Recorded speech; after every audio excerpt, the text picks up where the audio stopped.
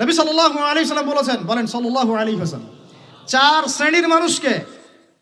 শ্রেণীর মানুষকে আমি সমানভাবে অভিশাপ করে গেলাম। আমি বলেছি না শুরুতে, আল্লাহর গজব জোর করে টেনে নিয়ে আসতেছে, মাঝে মাঝে একটু নড়তেছে না ভূমিকম্প, এগুলো কিচ্ছু না, একটা বড় কিছু হবে। আল্লাহ মাফ করুক আমাদেরকে, আমার মন বলে একটা বড় কিছু হবে। যা শুরু করছি আমরা আল্লাহর সাথে আমরা যা দ্রোহিতা শুরু করেছি, ব্যক্তি জীবন থেকে শুরু করে রাজনীতি পর্যন্ত, আল্লাহর গজব জোর করে টেনে নিয়ে আসতেছে। শিক্ষা নিয়ে আমি কিছু কথা বলে শেষ করে দিব, তার আগে আমি বোঝানোর চেষ্টা করতেছি।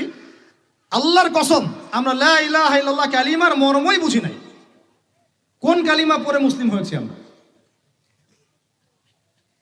এখন এই যুগ চলছে, মনে করেন এরকম অনেকগুলো পতিতা মেয়ে একটা জায়গায় থাকে, মানুষ ওখানে গিয়ে রাত কাটায়, এটা বলে পতিতালয়। এখানে কেউ ম্যানেজার, এখানে কেউ আগিয়ে দেয় দালাল, এখানে কেউ দরজায় দাঁড়িয়ে থাকে সিকিউরিটি গার্ড, এখানে কেউ মনে করেন রেজিস্টার নেয় লিখে। বুঝতে পারছেন? এরকম একটা সিস্টেম চলছে মনে করেন এখানে, আল্লাহ না করুক এখানে একটা কিছু আছে। তো এখন এই প্রতিষ্ঠানে যে ব্যক্তি লিখে, এই পতিতালয়ে যে ব্যক্তি পতিতাদের লিস্ট করে, কি করে? ওই ব্যক্তি দাওয়াত করলে আপনি দাওয়াত খাবেন কিনা? বলেন, আমাকে বলেন। ওই ব্যক্তি আপনাকে খাবার দাওয়াত করেছে, আপনি খাবেন কিনা? ওখানকার ম্যানেজার, যে ওটা ম্যানেজার, পতিতালয়ের ম্যানেজার, যে সে ম্যানেজ করে কার পরে কে যাবে, কাস্টমার আসলে ডিল করে, আপনি ওই ম্যানেজারের বাসায় খাবেন কিনা? বলেন। আর কেউ আছে ওখানে পতিতা, সে আপনাকে ইনভাইট করেছে, খাবেন কিনা?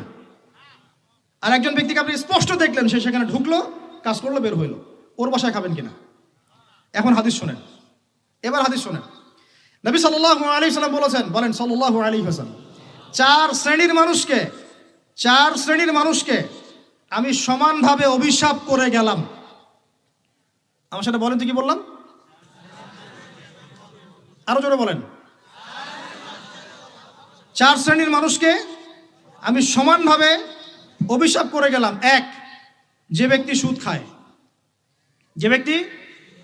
দুই, যে ব্যক্তি সুদ দেয়, তিন, যে ব্যক্তি সাক্ষী থাকে, চার, যে ব্যক্তি লিখে রাখে।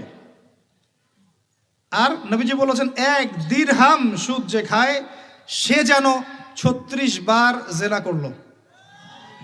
এখন বলেন, আপনি সারা জীবন পড়াশোনা করে যে জবটার পিছনে ছুটছেন, আপনার জবটা এর মধ্যে পড়ে কিনা? আমি কি বুঝাতে পারলাম? এরপরেও যদি না বোঝেন, আর কিচ্ছু বলার নাই। ছোট্ট একটা হালাল ব্যবসা করেন, ছোট্ট একটা হালাল কৃষিকাজ করেন, মাথার ঘাম পায়ে ফেলে খান, একটা বই লিখেন, বই লিখে হাদিয়া নেওয়া জায়েজ আছে, সমস্যা নাই। অথবা আপনি মাদ্রাসায় পড়ান, মাদ্রাসায় পড়িয়ে আপনি মাসিক অনারিয়া নিতে পারবেন, সমস্যা নাই। বা সরকারি কোনো জব করেন, সৎ থাকেন, দুর্নীতি করেন না, ঘুষ খায়েন না, যতটুকু সরকার দিচ্ছেন নিয়ে নেন, ব্যাস, ঠিক আছে, কোনো সমস্যা নাই। মালের যাকাত আদায় করেন, যার যার হক তাকে তাকে দেন, ইনশাল্লাহ কোনো প্রবলেম নাই। আল্লাহর দোহাই লাগে ভাই, সুদের কাছে যায় না। আল্লাহর দোহাই লাগে ভাই, কিসের কাছে যায় না? আমার সাথে বলেন, আমরা সুদ থেকে তওবা করতেছি। হে আল্লাহ, আমরা সুদ থেকে তওবা করছি। হে আল্লাহ, আমরা শিরক থেকে তওবা করছি। হে আল্লাহ, আমরা বেদাত থেকে তওবা করছি। আমরা হারাম খাওয়া থেকে তওবা করছি, জেনা থেকে তওবা করছি, আমরা ব্যভিচার থেকে তওবা করছি, বেনামাজি থেকে তওবা করছি, যাকাত না দেওয়া থেকে তওবা করছি, সমস্ত কবিরা গুনাহ থেকে তওবা করছি। অটল থাকতে পারবেন তো ইনশাল্লাহ? যদি ওয়াজ এক কান দিয়ে ঢুকার এক কানে বের করে দেন, আমার এখানে আসাও মূল্যহীন, আপনার এখানে আসাও মূল্যহীন, এই আয়োজনের কোনো মূল্য থাকবে না। বরং কালকে আমাদের মাঠে, এই মাটিটা যেখানে বসে আছি আমরা এখন, এই আমার চেয়ারের নিচের মাটি, আপনার বসার স্থানের নিচের মাটি আল্লাহর কাছে অভিযোগ পেশ করবে। এইখানে এই আলোচনা হয়েছিল, তারপরেও তারা সংশোধিত হয় নাই।